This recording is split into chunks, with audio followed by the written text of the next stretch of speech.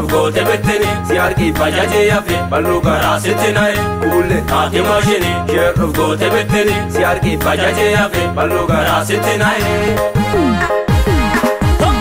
Kanke adamoo kuulle shurrubbaan dugdasti reebu boone haramoo namni sargate ofittiin qabu boone haramoo namni sargate ofittiin qabu boone haramoo waaqa diriiseera warfaasa siifan gurgure ani joroko naabiti jennaasi bite shaama gowwoliin galaama kalkalooto. Kanke adamoo kuulle shurrubbaan dugdasti reebu boone haramoo namni sargate ofittiin qabu.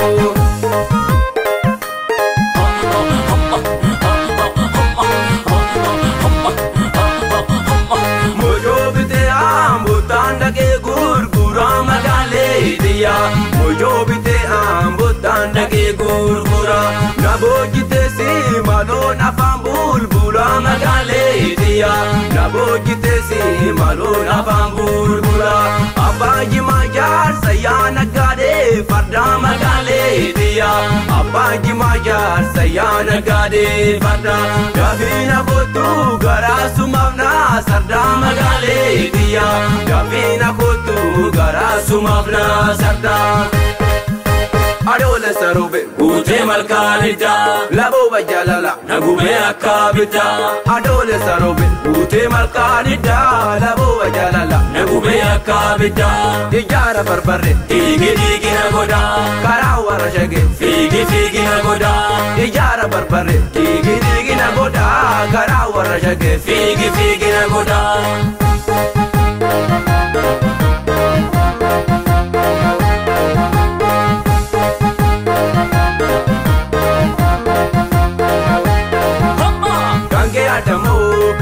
Shurrubbaan dugdasti reebu boone haramoo namni sargate ofittiin qabu boone haramoo namni sargate ofittiin qabu boone haramoo birbirsa jigee andara ciisu biite makaraa intu bobeesse shantama basee ani sinniisu yoo abbaa fe'ee kuma odeesse.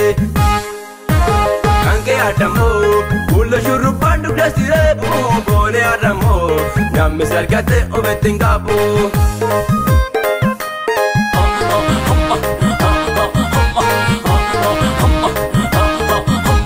Mojo bite ambutan dage gurgura magale dia mojo bite ambutan dage gurgura nabojite si malon afam bulbula magale dia nabojite si malon afam bulbula abaji majar sayana gade farda magale dia abaji majar sayana gade farda davina kotu garasu mavna sarda magale dia davina kotu garasu mavna sarda.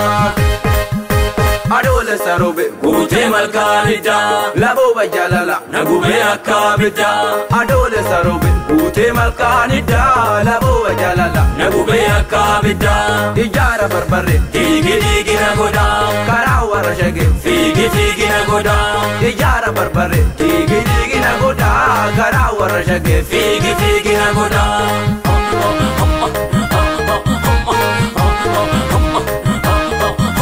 Garawara shage figi figi nagoda garawara shage figi figi nagoda garawara shage figi figi nagoda garawara shage figi figi nagoda garawara